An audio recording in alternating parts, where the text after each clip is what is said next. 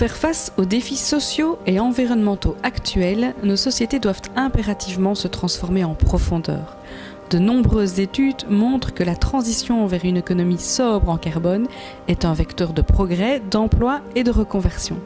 Mais quels sont les secteurs d'activité appelés à se développer ? Quels sont les nouveaux métiers ?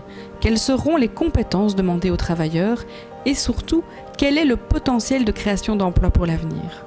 Pour tenter de répondre à ces questions, un groupe de militants de la CSC Liégeois-Ouarem est parti à la rencontre de travailleurs engagés, aujourd'hui, dans de nouveaux métiers ou secteurs potentiellement porteurs d'emplois.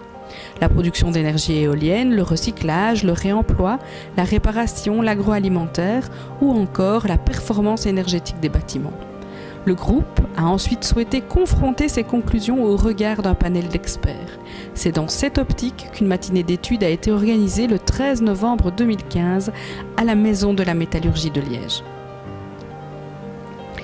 Il en est d'abord ressorti qu'il y a relativement peu de métiers vraiment nouveaux. Par contre, il est évident que les travailleurs devront acquérir de nouvelles compétences. Parole aux experts. Quand on parle d'emploi vert, on pense tout de suite recyclage, on pense tout de suite finalement à des métiers qui permettent finalement de retransformer la matière. En fait, il faudrait plutôt parler d'emplois verdissants, c'est-à-dire prendre les emplois actuels et les transformer, les faire évoluer progressivement vers des emplois qui permettraient de limiter les émissions bas carbone. S'il n'y a pas réellement de nouveaux métiers, il y a des renouveaux dans le métier. Isolé, on fait ça depuis très longtemps, mais isolé comme on va devoir le faire est un métier spécifique qui exige des perfectionnements des connaissances, du soin à apporter dans le détail. On a regardé un peu les profils de métiers qui allaient être créés ou en tout cas être valorisés dans les énergies renouvelables et on voit en tout cas qu'il y a une série de métiers qui existent en fait déjà actuellement, surtout des métiers techniques sur lesquels on va mettre une formation complémentaire. Une formation en maintenance dans l'éolien. On va par exemple prendre un travail en hauteur, on va améliorer le niveau d'anglais des travailleurs et donc on va leur ramener une couche supplémentaire. Mais en fait, on revient souvent sur des profils qui existent déjà. Le deuxième constat découle directement du précédent, l'importance de la formation des travailleurs. Tous nos interlocuteurs insistent sur la qualité de la formation de base, mais plus encore sur la nécessité de formation complémentaire et de formation continue pour les travailleurs déjà en activité. Le centre de compétences Technifutur implanté à Seraing développe et propose des formations pour travailleurs, demandeurs d'emploi, enseignants et étudiants. Donc dans le domaine de l'éolien, on a une formation de techniciens en maintenance des éoliennes. Donc ces techniciens vont pouvoir intervenir sur toutes les grandes éoliennes que l'on voit apparaître un peu partout dans nos campagnes. Au niveau du photovoltaïque, on a développé une formation qui est complémentaire au module de formation organisé par la région wallonne et qui est une formation plus orientée maintenance des installations photovoltaïques. Dans le domaine du froid, on a des formations donc, pour les frigoristes, on a des formations pour la climatisation, mais également on organise la certification environnementale des frigoristes, qui est en fait une imposition européenne. En fait, ces formations ont été développées justement parce qu'il y avait une demande. Donc c'est vraiment les entreprises, et nous sommes en contact avec elles journalement, qui nous ont demandé des compétences dans ces domaines. Et donc on a mis sur pied donc, ces formations dans le domaine du froid, de l'éolien ou du photovoltaïque. Troisième constat, le développement de plusieurs secteurs d'activité étudiés devrait amener une relocalisation de l'activité économique et la création d'emplois locaux. On a démontré que si on investissait plus sur un scénario ambitieux type 20%, on allait on avait un investissement qui coûtait presque le double plus cher en année 1 et qui après créait des milliers d'emplois qui n'auraient pas été créés. Donc en fait, c'est un investissement rentable en termes de création d'emplois, mais aussi d'entreprises qui à terme vont pouvoir exporter leur savoir-faire. Cette création d'emplois locaux dépend néanmoins de plusieurs conditions, notamment dans le secteur de la performance énergétique des bâtiments. La PEB va amener beaucoup de travail.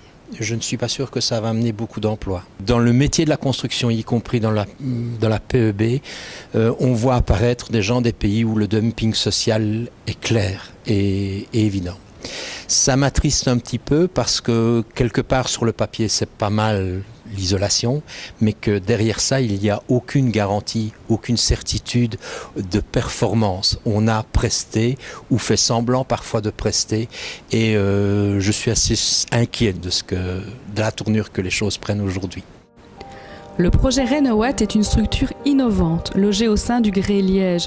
Cette structure a pour but de stimuler la rénovation énergétique des bâtiments, tout en favorisant la création d'emplois durables, notamment en travaillant sur la rédaction des cahiers des charges pour les marchés publics. Que ce soit au stade de la sélection qualitative, des critères d'attribution ou des conditions d'exécution, la réglementation sur les marchés publics donne toute une série de pistes sur lesquelles on peut travailler et sur lesquelles, dans le cadre du projet Renowatt, nous avons effectivement travaillé en collaboration avec d'autres parties comme la Confédération Construction, les entreprises d'insertion, les syndicats, etc. Dans ce cadre, nous avons pris contact avec la direction des amendes administratives pour mettre sur place un système d'attestation permettant de certifier que les soumissionnaires n'ont pas commis de fautes graves et n'ont pas été sanctionnés sur base du Code pénal social. Un autre exemple de clause que nous introduisons dans le cadre du projet Renowatt concerne les émissions de CO2, puisqu'évidemment cela rentre parfaitement dans l'objet du marché qui est la rénovation énergétique. On l'aura compris, le développement des secteurs d'activité porteurs d'emplois dépendra de choix de société et du soutien plus ou moins important du pouvoir politique. Mais concrètement, quel rôle les pouvoirs publics wallons peuvent-ils jouer pour stimuler la transition vers une économie bas carbone ?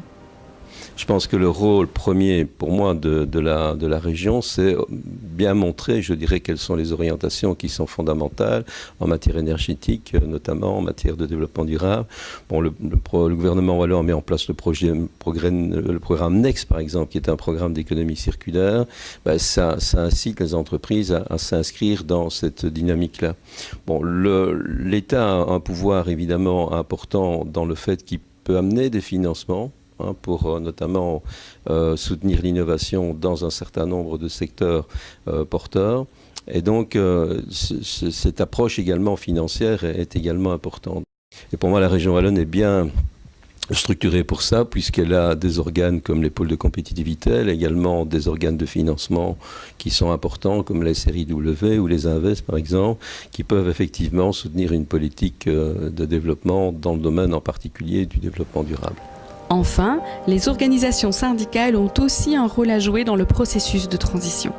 Tous ceux qui soutiennent le développement de la formation en général, et dans votre cas les organisations syndicales en particulier, pourraient peut-être nous donner un petit coup de pouce supplémentaire pour nous aider à sensibiliser la population des demandeurs d'emploi à tout l'intérêt qu'il y a évidemment à s'inscrire dans ce genre de formation, compte tenu de, comme on l'a évoqué tout à l'heure, du fait que l'insertion dans l'emploi, elle est réelle. Nous devons, nous, au niveau syndical, trouver des solutions pour que les travailleurs, le monde des entreprises puissent s'adapter et trouver les meilleures solutions. Et donc nous, en tant que syndicalistes, nous sommes très attentifs à ce que le redéploiement se fasse en Wallonie, dans ce type de reconversion, mais que le monde du travail soit aussi, je vais dire, pris en considération.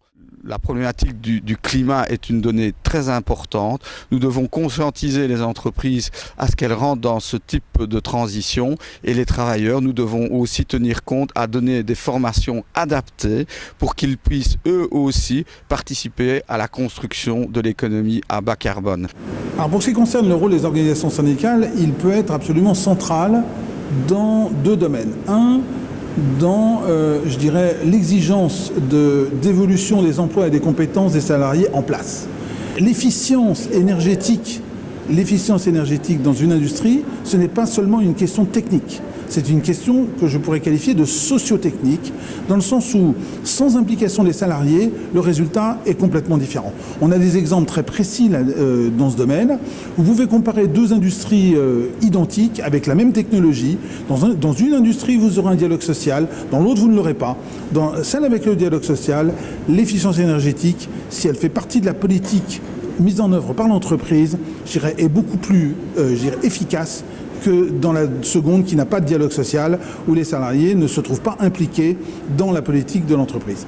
la reconversion économique, c'est aussi trouver des idées pour que l'économie s'adapte et qu'on ait un avenir pour nos enfants à tous les niveaux.